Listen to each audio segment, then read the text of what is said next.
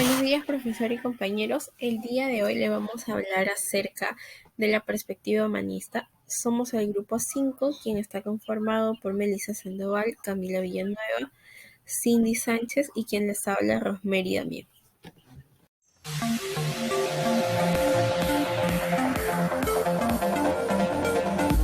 La perspectiva humanista de la psicología clínica.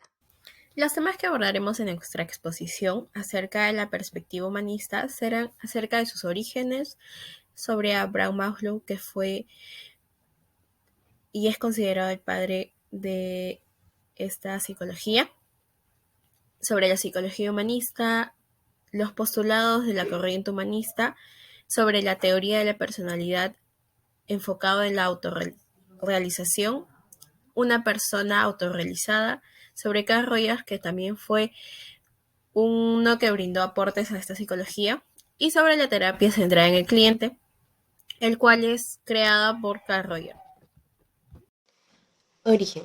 La perspectiva humanista nace en Estados Unidos en 1962, surgiendo como reduccionismo del conductismo, que estudia, como su mismo nombre lo dice, la conducta, y el psicoanálisis freudiano, que enfatiza el subconsciente para explicar el comportamiento humano, también como otras patologías.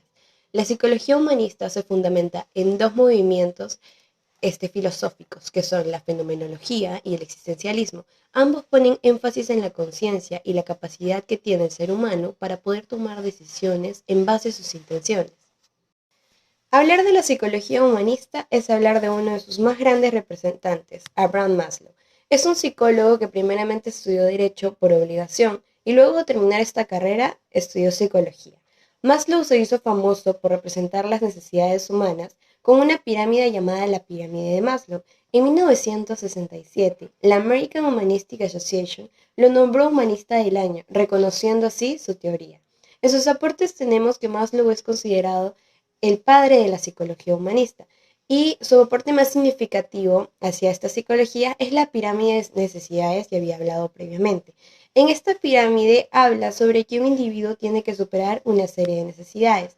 Formuló esta teoría explicando que conforme se satisfacen las necesidades básicas, los seres humanos desarrollamos necesidades y deseos más elevados, con el propósito de llegar a la cima, y esta cima es denominada en su pirámide como la autorrealización. Bien, continuando con la exposición, yo les hablaré acerca de la psicología humanista. ¿Qué es la psicología humanista? Es una escuela que pone de relieve la experiencia no verbal y los estados alterados de conciencia como medio de realizar nuestro pleno potencial humano. Esta psicología surgió como reacción al conductismo y al psicoanálisis, las cuales presentaban dos teorías con planteamientos muy opuestos en muchos sentidos, pero que predominaban en ese momento. Por esto, uno de los teóricos más importantes de la época es Abraham Maslow. Denominó a este movimiento la tercera fuerza para mostrar lo que se proponía con esta corriente, que era integrar las formas en que se expresaba el quehacer psicológico de la época, que vendría a ser el conductismo con el psicoanálisis. Y como bien se sabe, una de las figuras más conocidas del movimiento de la psicología humanista es Abraham Maslow. Bien, ahora les hablaré acerca de los postulados de la corriente. Como primer postulado tenemos a que el ser humano en cuanto a persona supera la suma de sus partes. Como segundo postulado, nos presenta la existencia del ser humano, que está siempre ligada a relaciones interhumanas. El tercer postulado tiende a ser el hombre vive de manera consciente. Esta es una de las características del ser humano y la base para la comprensión de la experiencia humana. Continuando con los postulados, tenemos al cuarto postulado, que vendría a ser el ser humano está en situación de elegir y decidir, y que puede, mediante sus decisiones activas, variar su situación vital. Y por último, contamos con el quinto postulado, que vendría a ser el ser humano que está orientado hacia una meta. Es intencional en sus propósitos, sus experiencias valorativas, su creatividad y la comprensión de significados. Continuamos con la teoría de la personalidad. Según Abraham Maslow, la teoría holística de la personalidad establece que las personas se ven constantemente impulsadas a actuar de cierta manera para satisfacer sus necesidades, por una razón, ya sea para desarrollarse o mejorar en ese ámbito. De este modo se puede llegar a lograr la autorrealización o la salud psicológica. Para ello, la motivación cumple un papel muy importante, pues nos da la fuerza, la intención y la energía que nos impulsa a hacer algo y afecta a las personas como un todo y no solamente como una parte. Por ello, la motivación proviene de una necesidad, como por ejemplo, puede ser el caso de la necesidad del amor, pues necesitaremos el compañerismo, la autoestima y la seguridad y la confianza cuando buscamos claramente una relación de pareja. Pues la persona también somos seres activos que también tienen la capacidad de desarrollar y moldear su mundo interior y exterior, pues el instinto básico y su dignidad radica en la confianza en sí mismos, ya que los seres humanos son vistos como dueños individuales de sus propios logros. Por ello, se hablará de la autorrealización. Autorrealización, su definición, la verdad nos hace retroceder a la década de 1950 y hacia la teoría de la jerarquía de las necesidades de Abraham Maslow. ¿Qué quiere decir la autorrealización? Pues es la satisfacción de las necesidades básicas y psicológicas junto con su productividad, creatividad y trascendencia, que esto nos impulsa a que cada individuo a cambiar su filosofía en torno a su naturaleza, a sus metas, a sus potencialidades y su realización en los diferentes ámbitos, como por ejemplo lo político, lo económico, lo ético, lo histórico, lo educativo y en lo personal, abordando el cultivo del control sobre la mente, así como el control sobre la espontaneidad y la expresión. A través de esto, las personas maximizan su capacidad, las habilidades o los talentos para convertirse y así en lo que quieren hacer o qué es lo que quieren ser. Es decir, que esto se refiere al logro de una meta personal a través de lo cual se puede considerar la felicidad. En términos generales, está motivado por una búsqueda personal que nos lleva a cumplir con un conjunto de expectativas, que esto nos brinda respuestas a interrogantes o problemas que marcan en un momento de nuestra existencia, pues, ¿no? La felicidad es el mayor logro de la autorrealización, pues es contemplativa y también se logra una comprensión de los deseos y planes que se realizan a través de hechos y acciones. Pues en este caso, hacer lo que quieres y hacer lo que quieres en esta parte de la libertad. A continuación hablaremos sobre la pirámide de las necesidades. Este, por lo tanto, busca la autorrealización que, como lo acabo de explicar, implica alcanzar nuestro máximo potencial, no sin antes haber cubierto nuestros requerimientos esenciales. Por ello, Maslow señala quien desarrolló su teoría con base en una pirámide en ascenso, a través de la cual se van descubriendo las necesidades fundamentales del ser humano.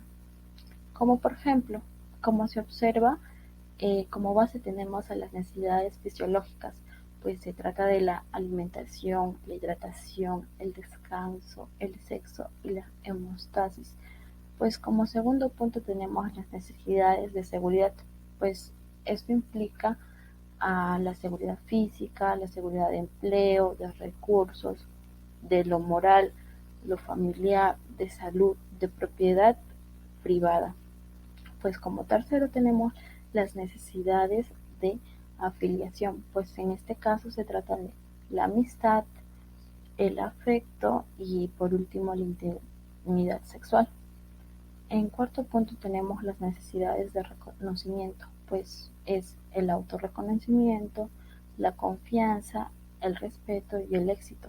Y después de haber cumplido todo un proceso, se llega por último a la autorrealización, pues en este caso se trata de los objetivos personales, se tiene la moral, la espontaneidad, la creatividad, la falta de prejuicios, aceptación de hecho, las formas de autorrealización. Pues las personas autorrealizadas son individuos que están satisfaciéndose a sí mismos y realizando lo mejor de lo que son capaces de hacer. Entre ellas tenemos las características de las personas que son autorrealizadas.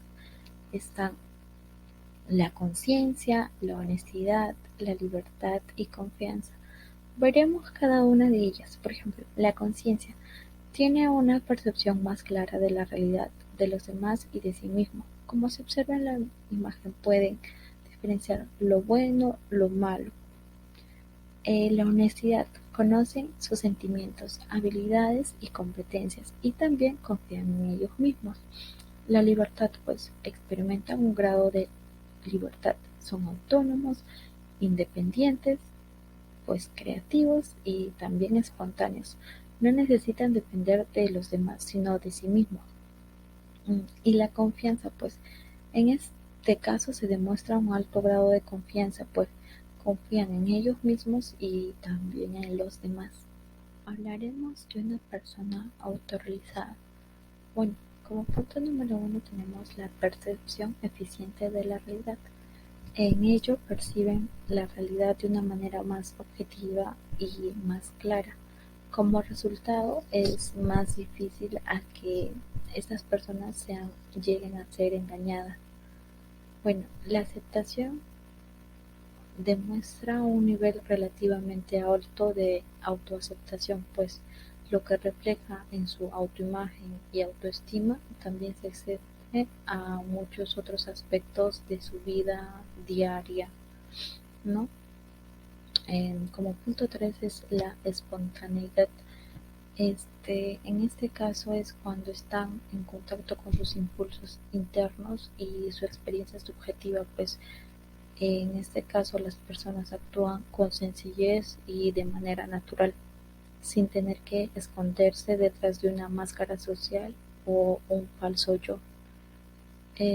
Punto 4 tenemos centrados en los problemas, pues en ellos se enfocan en problemas como si fueran de sí mismos. Ya tienen un alto de conciencia social, pues no tienen miedo de abandonar su ego para ayudar a los demás. Como punto número 5 tenemos la necesidad de privacidad, pues disfrutan de la soledad, pues no necesitan de la aprobación externa constantemente, pues piensan por sí mismos y en lugar de dejar que otros tomen decisiones por ellos, pues ellos lo toman. Bueno, como punto número 6 tenemos a la autonomía. También son independientes, pues son capaces de satisfacer sus propias necesidades y valerse por sí mismos sin depender de los demás, pues toman decisiones sin pedir el consejo de los demás. En punto número 7 tenemos la frescura en la apreciación, pues transmite una sensación infantil de asombro y también de admiración, pues son curiosos y permiten que la vida los sorprenda, incluso en situaciones que otros percibirán como banales y un tanto aburridas. Como punto número 8 tenemos las experiencias cumbre. Se desatan experiencias cumbre en el individuo. Son el amor, el arte o el éxtasis erótico. Como punto número 9 tenemos la relación humana. Se identifican con los seres humanos en general, pues tienen una relación positiva y que da fruto. En punto número 10 tenemos la humildad y el respeto, pues son muy humildes y pueden aprender de muchas personas diferentes. Son más democráticos que autoritarios, pues, y no insisten en mantener una posición pues dominante ante los demás. Eh, Punto número 11, pues son ética y valores. Y la verdad son ideas formadas en base a sus propios criterios, pues y las observaciones del mundo. Punto número 12 sería el sentido del humor. Pues tienen un gran sentido del humor y que no es hostil y no reniegan o no constan de otras personas, pues es un sentido del humor más fisiológico, filosófico y que existe y existencial. Punto número 3 es la creatividad, pues se pone a encontrar en todos los temas autorizados, pueden generar ideas, soluciones originales o ante los problemas. Si hablamos de la perspectiva humanista, también tendríamos que mencionar a Carl Doyer, el cual fue un psicólogo, educador y terapeuta. Es el cuarto de 6 hermanos. Su familia tenía una gran influencia por las creencias religiosas, eran muy estrictas e intangibles, además de la solidaridad. Carl Doyer realiza un viaje durante 6 meses gracias a un programa, donde en este viaje él se vuelve más adaptable a costumbres diferentes y se cuestiona un poco sobre las creencias que tenía implantadas por parte de su familia. En la Universidad de Colombia decide hacer un trabajo de grado en psicología. Es uno de los pioneros de la psicología humanista, es creador de la terapia centrada en el cliente y sus aportes le hicieron merecedor de la presidencia de la APA. Él muere a causa de un ataque cardíaco. Y bien, si mencionamos a Carl Doyer, tenemos que mencionar a la terapia que él creó, la cual fue la terapia centrada en el cliente. Esta es una terapia que forma parte del enfoque humanista. La terapia se basa en experimentar la inadecuación de viejas maneras de percibir de manera más exacta y adecuada, y en reconocer las relaciones significativas y existentes entre las percepciones en un sentido preciso y significativo. La terapia es el diagnóstico y este es un proceso que se desarrolla en la experiencia del cliente más que en el intelecto del clínico. Esto nos menciona Carl Doyer en el año de 1997. Es decir, su enfoque de la terapia consiste en permitir que el paciente, que él refiere llamar cliente, tenga el control de su propia terapia. Originalmente, él lo llamó a esta terapia no directiva porque creía que el terapeuta debe mantenerse alejado y tratar de ayudar efectivamente, como también activamente, al cliente. Continuando con la terapia centrada en el cliente, les hablaré acerca del objetivo y propósito que tiene dicha terapia, el cual es proporcionar el alcance hacia la autorrealización, lo que para ello significa lo mejor para el cliente. Luego tenemos 3 vías para comprender lo que experimenta el cliente, y estas vías las debe tener un terapeuta. Como primera vía tenemos a la congruencia, en donde el terapeuta debe realizar preguntas directas sobre las experiencias que ha vivido el cliente. Como segunda vía tenemos a la consideración positiva incondicional, en donde el terapeuta debe brindar comprensión, apoyo, en lugar de dar críticas, reproches o sermones al cliente.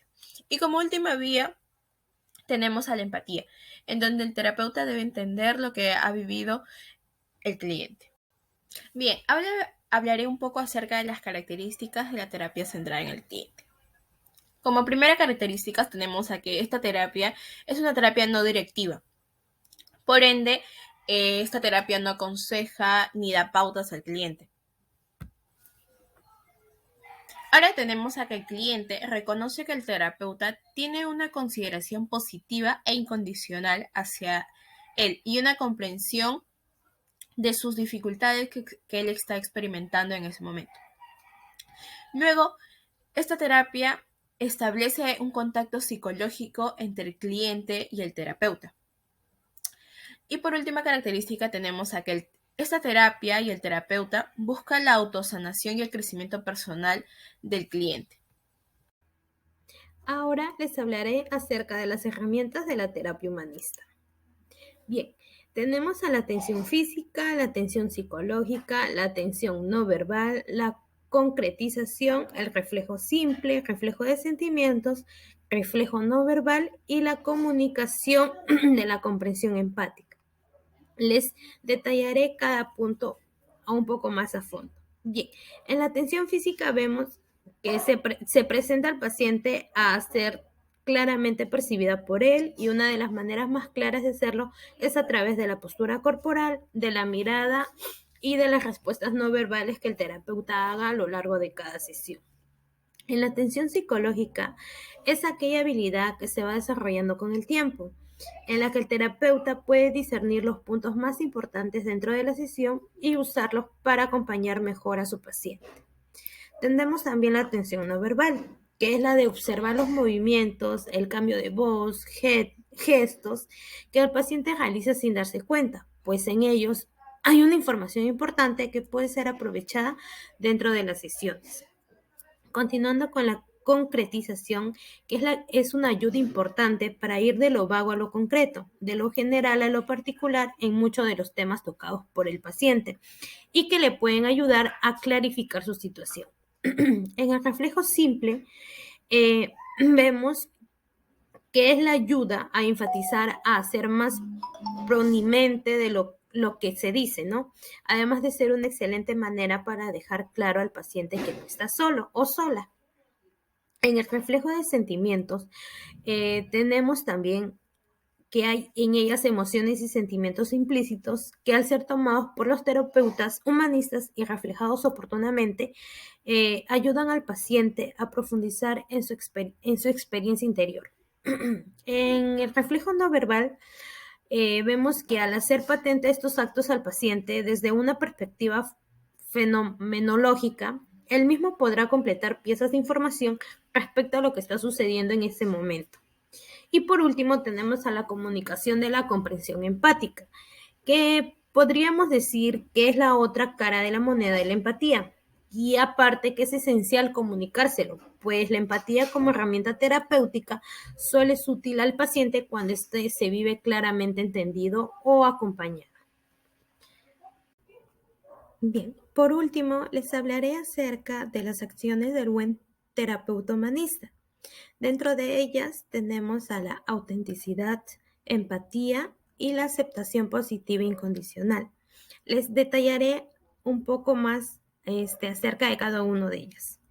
En la autenticidad es la base de la terapia centrada en el cliente y una clave para el crecimiento integral a partir de la terapia humanista. Al aprender a ser congruentes o auténticos, los pacientes y terapeutas están más en contacto con lo que sienten y piensan, y ello se convierte en una poderosa acción para responder a diversas situaciones de vida. Bien, continuando, les hablaré acerca de la empatía, que dice que al ser auténtico, los terapeutas humanistas pueden acompañar genuinamente las vivencias de cada paciente y entender el significado que éste les da, porque también es muy importante saber comunicarle claramente al paciente que está siendo entendido para que el paciente no se sienta solo y sepa que está acompañado durante cada terapia, ¿no? Y por último, les hablaré acerca de la aceptación positiva incondicional, que esta acción es la que abre la puerta para que el paciente explore libremente su mundo interno, pues entendemos que el paciente está haciendo lo mejor que puede con las acciones que tiene actualmente.